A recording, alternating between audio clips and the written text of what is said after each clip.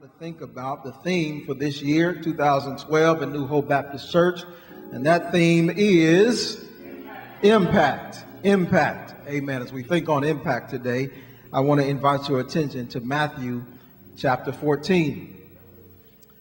Matthew chapter 14, beginning at verse 13. Very familiar text. It is unique in that it is recorded in all four of the Gospels. One of the few stories that is, one of the few miracles that's recorded in all four Gospels. Matthew chapter 14, beginning at verse 13.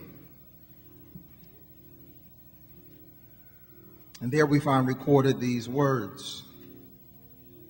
When Jesus heard what had happened, he withdrew by boat privately to a solitary place. Hearing of this, the crowds followed him on foot from the towns. When Jesus landed and saw a large crowd, he had compassion on them and healed their sick. As evening approached, the disciples came to him and said, "This is a remote place, and it's already getting late. Send the crowds away so they can go to the villages and buy themselves some food." Jesus replied, "They do not need to go away. You give them something to eat." "We have here only 5 loaves of bread and 2 fish," they answered. "Bring them here to me," he said. And he directed the people to sit down on the grass. Taking the 5 loaves and the 2 fish, and looking up to heaven, he gave thanks and broke the loaves. Then he gave them to the disciples, and the disciples gave them to the people. They all ate and were satisfied. And the disciples picked up 12 baskets full of broken pieces that were left over. The number of those who ate was about 5,000 men, besides women and children. The disciples said, "This is a remote place. It's already getting late. Send the crowds away so they can go to the villages, buy themselves some food." Jesus replied, "They do not need to go away. You give them something to eat." So just for a few moments today, I want to talk simply about this. You do it.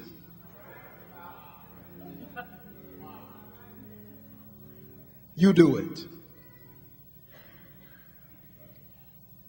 Every few years, there's a simple and profound book that rises up, discusses leadership, talks about organizational structure. And those books kind of changed the game. Everyone talks about them. Everybody picks them up and starts reading them. In Fortune 500 companies and in schools and in churches, and everybody grabs hold of the book to capture this profound idea. One of those books was Who Moved My Cheese? How many of you read Who Moved My Cheese? It's a good book. There's another one called The 1 Minute Manager. That's one of those books that's on my shelf. Nobody understood that. It's on my shelf. Amen. I believe it's a good book. All right, somebody said it is. It's a good book. There's another book, Good to Great, game-changing type books that a lot of people have read, and it changes the way that they do what they do. There's another one that perhaps might not be quite as famous, but I was introduced to it when Deacon Smith and Brother Love and I went to a workshop down in Nashville a few years ago. And at this workshop, led by Dave Ramsey, he introduced the author of the book, who just happened to be in town. This man's name was John G. Miller. The title of the book was QBQ, The Question Behind the Question. Perhaps you've never heard of that one, but John Miller came in and he shared a little bit of the mindset, the principles that goes into what he authored in the book, QBQ. And he shared it anecdotally. He told some stories about what led him to write this type of a book. And one of the stories that he shared with us was a time when he was traveling and doing a leadership workshop. And after he finished his workshop, he went to a restaurant to refresh himself. And he wasn't familiar with their menu, but he ordered what he wanted to eat. And then he asked the server, he said, "Do you have Diet Pepsi?" And they said, "No, sir. I'm sorry, we don't have any Diet Pepsi here. We serve Coke products." And I know there's some people here today that more than you are Democrat or Republican, more than you are Michigan and Michigan State, you are either Pepsi or Coke. John Miller was one of those types of people, and he said, no, Coke won't do for me. I need Diet Pepsi. So just bring me some water and I'll be all right with that. A few minutes passed by and the server went away, and the server came back with his food and put a glass down with some ice in it, and inside of it was a brown soda. And he said, "What's that? I told you Coke won't work for me." And they said, "No, that's a Pepsi. That's a Diet Pepsi." He said, but I thought you said that you all don't serve Diet Pepsis. And the server said, yeah, you're right. We don't serve it here, but across the street at the gas station, I knew they had Diet Pepsis. And that's what you wanted. And so I just went across the street to get you a Diet Pepsi. And as you were just blown away, John Miller said he was blown away by that level of service. Here was somebody who took it upon themselves to go beyond the call of duty to do what was required for the situation. And so the question behind the question, the book is really about personal accountability and personal responsibility. He says we need to get behind the questions of blame and the questions of procrastination. We need to stop pointing the finger and asking who did it and who dropped the ball, but we ought to start asking the question, what can I do to make the situation better? I wish that I had one of the books with me the other day. My family and I went to a restaurant, and we walked in and they put our name on the list. We had to wait a few minutes, and very shortly they showed us to our table. And so I asked the host, I said, do you all have wireless internet? And her whole answer was, I'm not sure. She set me down, gave me my menu, and left.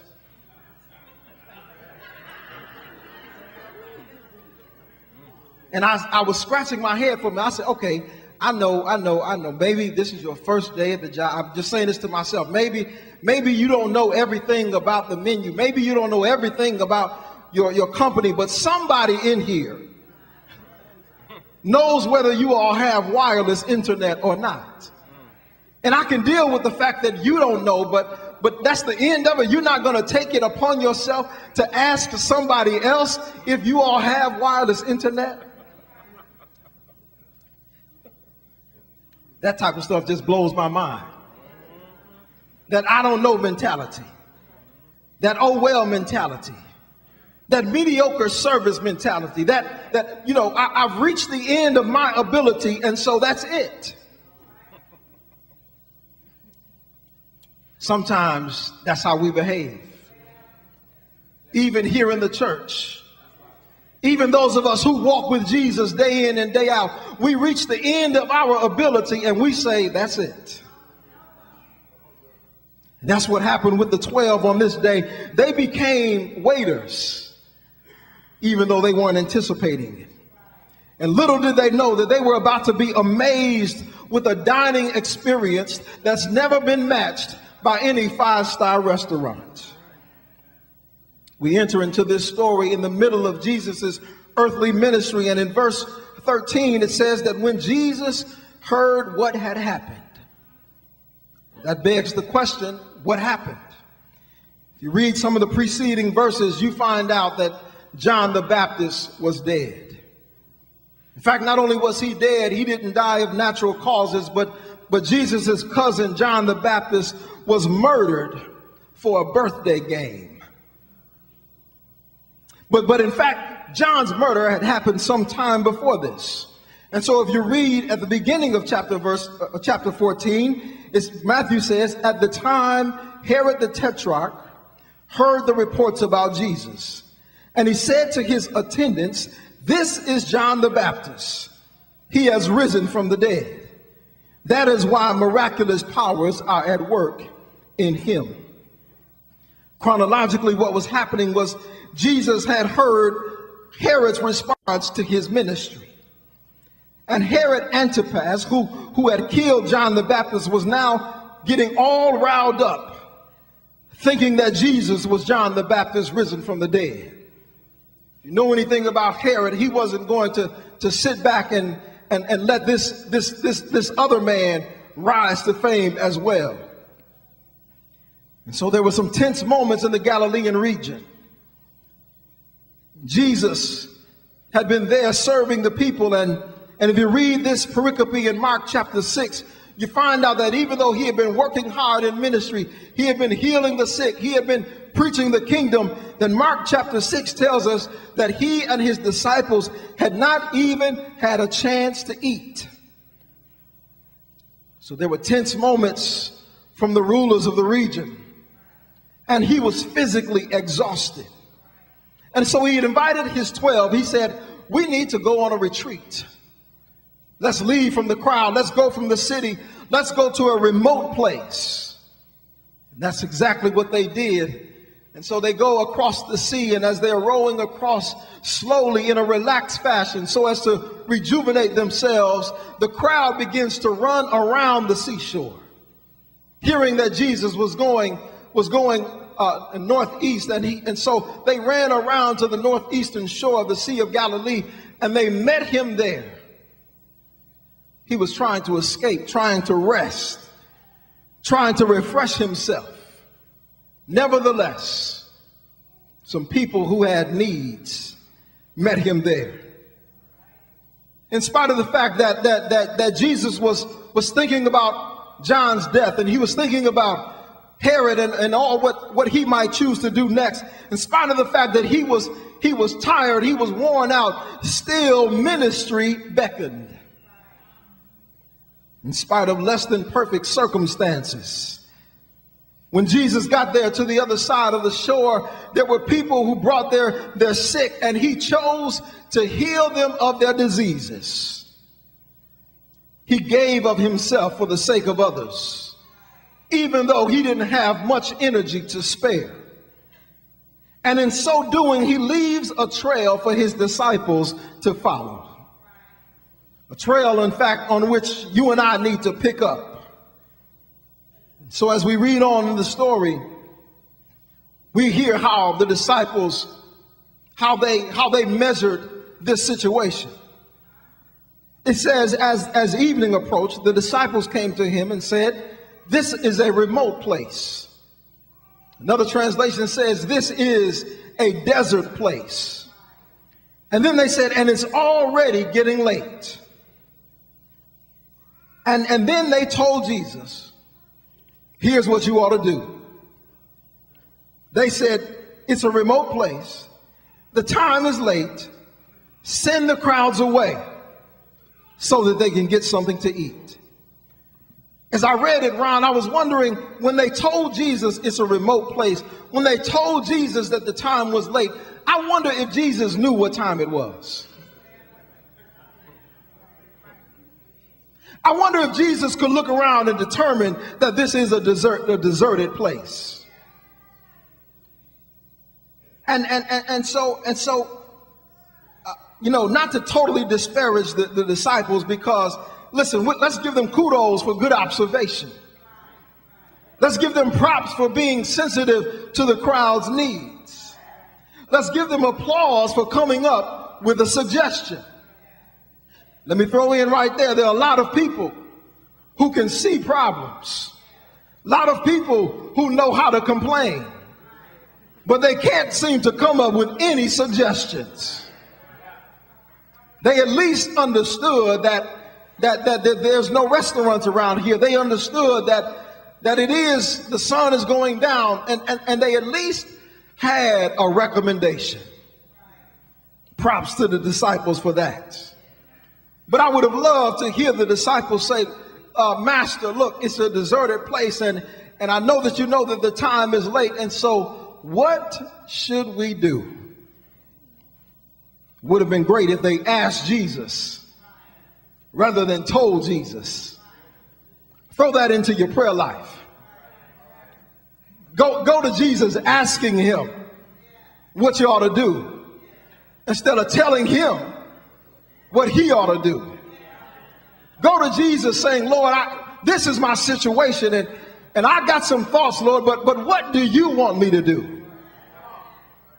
Sometimes we go to prayer and we're praying like we're talking on the phone, and we don't even have the earpiece up to our ear. We're just talking into it like we want Jesus to hear us, but we have no plans to hear back from him. You ought to position yourself to hear from God. They said, this is a deserted place and the time is late. Brothers and sisters, we are much more like the disciples in their minimalist faith than we choose to acknowledge. They were and we are cramped by geography and closed in by chronology rather than encouraged by theology. Let me say that again.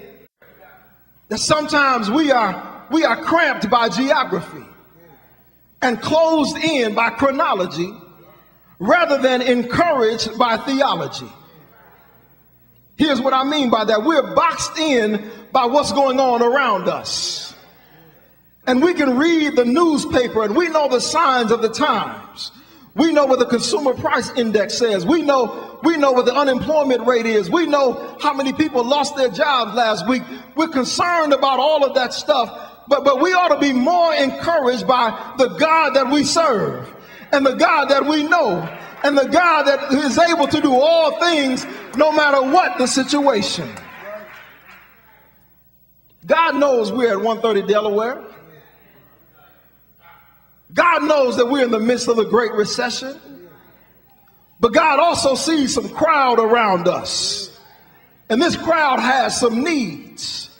And God said, I've placed you here so that you might address the needs of the folks around you. God said, don't send them away. You do it. They don't need to go away.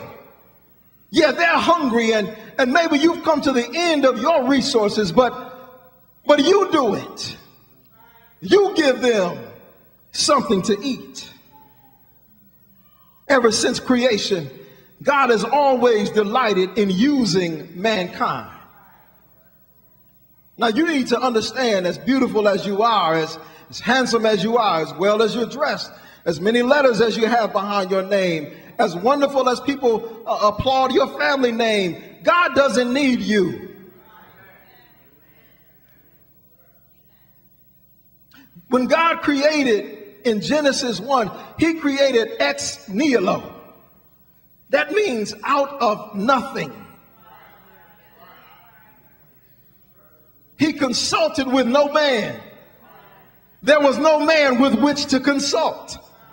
He had not yet created man. He hadn't created you yet with all of your intelligence and beauty and all of your handsomeness and all of your muscle. He hadn't created you yet to ask you what he should do.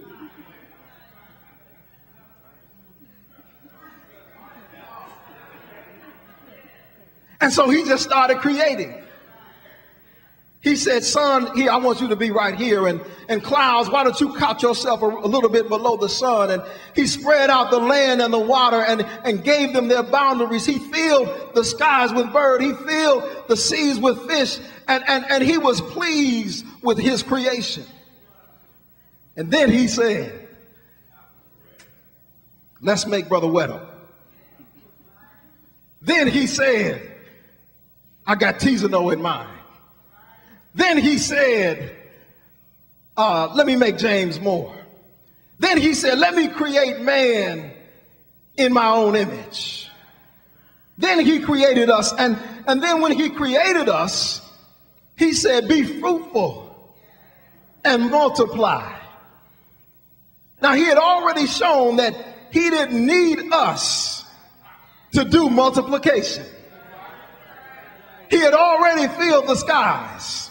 He had filled the land. He had filled the seas. But then he invited us to co-create with him. God delights in using man. And when he uses man, man gets to see the power of God revealed in a way that we would never see it if we don't cooperate with God. In other words, there are some folks who will be here week after week. They will come to Bible study. They will be here at Sunday school. They will be committed to learning and growing and absorbing all of this good stuff. But if they never serve, there's a facet of God that will never be revealed to them. There's something about God that you won't see unless you allow him to use you to bless somebody else. Let me tell you here that the revelation of God is not reserved for professional ministers. But God will meet you at Bentler. God will meet you at the city of Grand Rapids. God will meet you at the police department. God will meet you at the post office. God will reveal himself wherever you are, whatever you're doing, if you will choose to allow yourself to be used. Jesus said, you give them something to eat. And they said, we have here only 5 loaves of bread and 2 fish. I'm glad that they at least acknowledged what they had. I'm glad that they said, Lord, we only have this. Rather than saying, God, we don't have anything. Rather than saying, God, we don't have anything that you can use. Because if they had said that, Jesus might have taken them back to Genesis chapter 1. He said, don't worry about that, because even if you don't have anything that my God can create out of nothing, but if you have something, imagine what God can do. If he can create the world out of nothing, and if he's given you a little bit, imagine what God can do with a little bit. Jesus said, bring them here to me.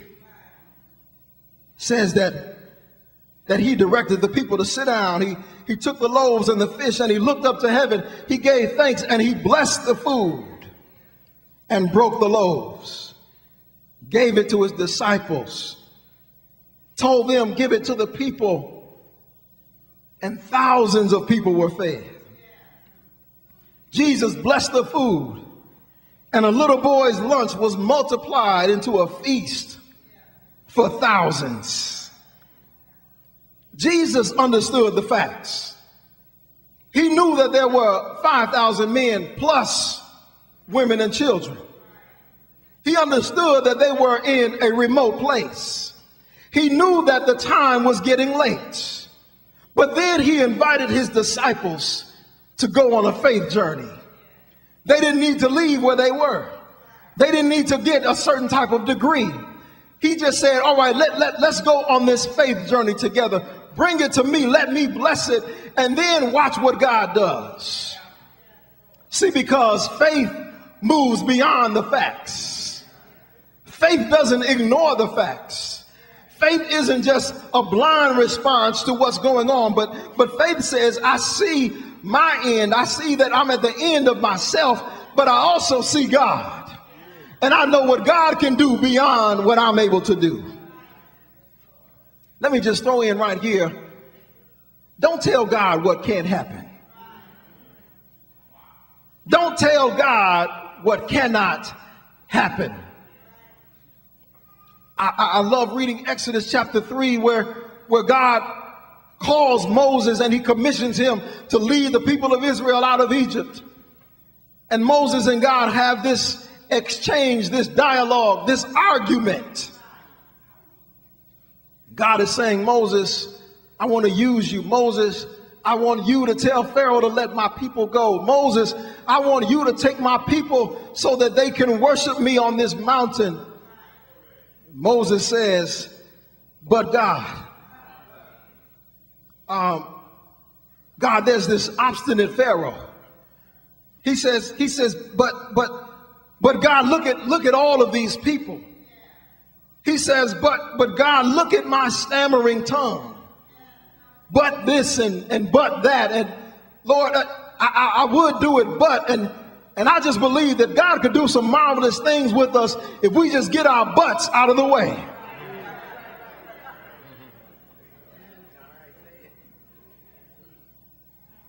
I can't do it, God. I find somebody else. And God said, Moses, who made your mouth? He said, Moses, I will give you the words to say. I will speak through you.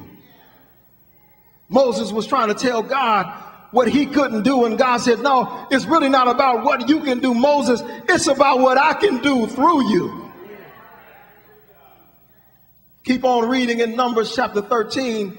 I love reading there again where Moses himself, now he's on this conquest. He's about to enter into the land with the people, and he sends out 12 spies to go into Canaan. 12 spies come back to give their report. And 10 of the spies say, we did go into the land. We did see that it's flowing with bees and cows. You all do know that's what it means when it says flowing with milk and honey.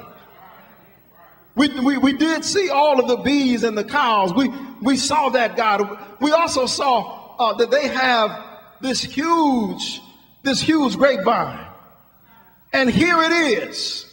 We've got the proof of it. But there were some giants in the land. There were some Amalekites there. There were some Hittites. There were some Jebusites.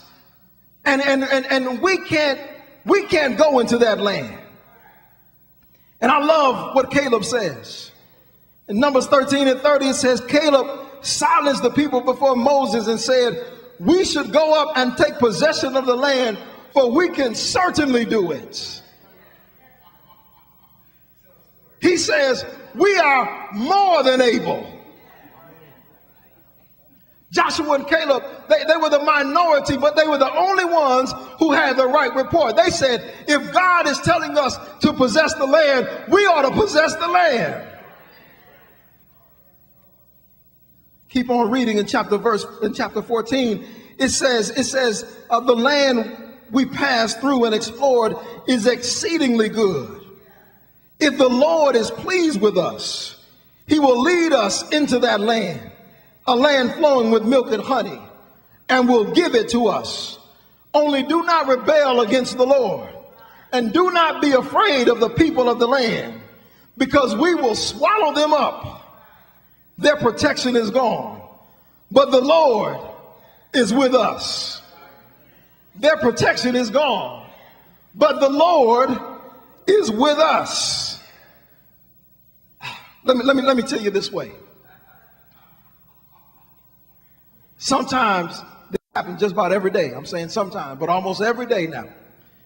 I'm at home with the kids and getting them ready for bed. And lately, since it's cold out, they've been sleeping with the pajamas with the feet in them. And I know there's some grown folks here that still have those pajamas. But they like sleeping in the pajamas with the feet in them. They call them the baby pajamas. And so we get them all bathed up and they brush their teeth. And I tell them, all right, go put on your pajamas. And they say, Dad, I can't do it. I say, no, I'm going to help Sunshine brush her teeth. Evan, you go put on your pajamas. And he's just having a fit. Dad, I can't do it. And I'm thinking to myself, now, I could understand if I was on the phone here in the office, calling him, telling him to put on his pajamas. I could understand if I had my iPad up and I was on FaceTime, or if I was on Skype and I was telling him by way of electronic media to put on his pajamas. But what he's not understanding is that I'm right there. He's discounting the fact that I'm present with him.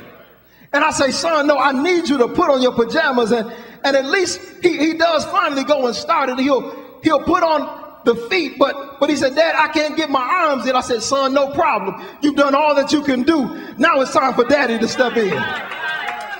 Son, thank you for obeying. I'm glad you did what you can do. Now let me help you put your arms in. I want you to be comfortable. I want you to be warm. Son, you've done what you can do, but don't underestimate the fact that I'm standing right here with you. And so if I told you to do something, I'm not saying that I'm not going to help you.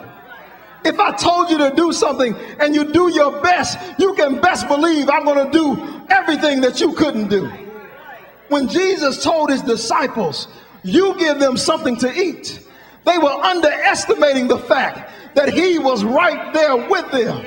And they understood that God, Jesus, there's only so much I can do. Jesus said, that's fine. Here's what you can do. You tell the people to sit down. You tell the people, and I'm going to bless the food and break it and give it to you. And then when I give it to you, you go over there and you feed the people. I know you can't multiply it because you're not Jesus. I know you can't do a miracle because you're not me. But I know who I am. And I know who the Father is in me. And if you do what I tell you to do, if you do what you can do, then I'm going to do what you cannot do. When Jesus tells you to do something, he's going to do it with you. That's Emmanuel talking. When he was born, they said, his name shall be called Emmanuel.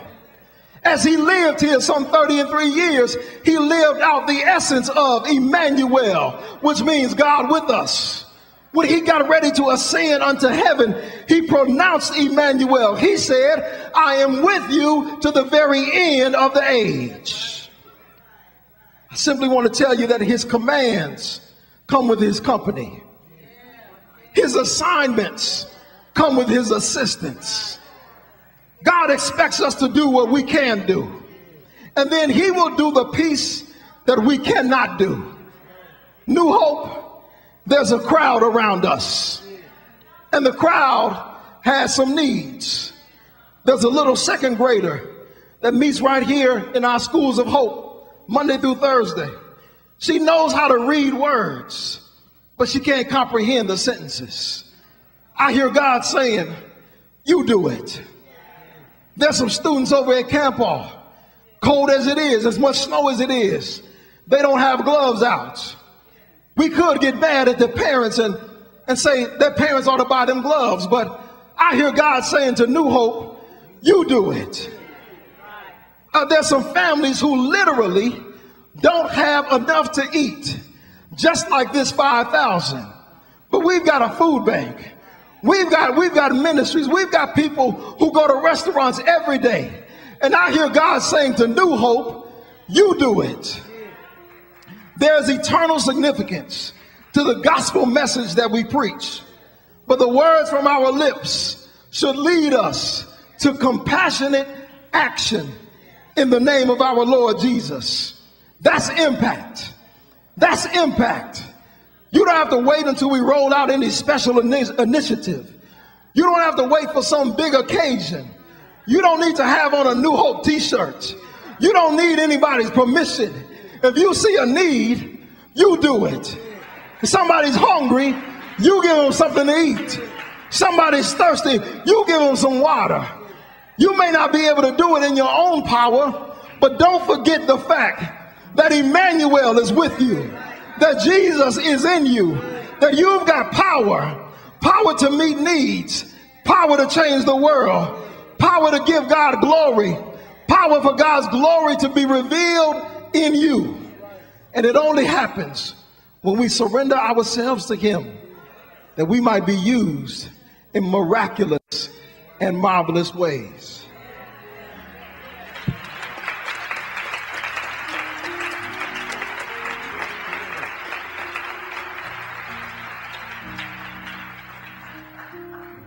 You do it. And so listen, when I was in school, I had some great teachers, went to some good schools. One of the ways I could tell they were good teachers in good schools is that they gave us homework. You got some homework. I challenge you this week. As Jesus said in Matthew 28, as you go. In other words, as you are going to work, to school, to meetings, out to eat, as you're going, meet someone's need this week.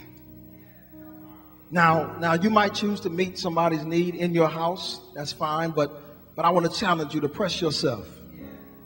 Meet somebody's need that doesn't live with you. Somebody not in your immediate family. Perhaps a perfect stranger. But you do it. And watch God bless you and reveal himself to you in ways that you could never imagine. We've got to balance our message with ministry. We can't be all talk. But as we're talking about impact, it's going to take some money. It's going to take some faith. It's going to take some of our own resources. Even here in 2012, no matter what the limited resources are around us, God is aware of that. No matter what the calendar says, God knows it all well. But still, he's saying to me, he's saying to you, you do it. And whatever you can't do, I will do. Amen. And so listen.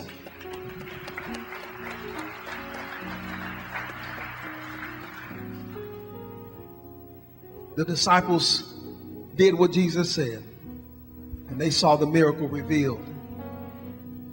I want to give somebody an opportunity to respond to Jesus today as well. See a miracle revealed in your own life.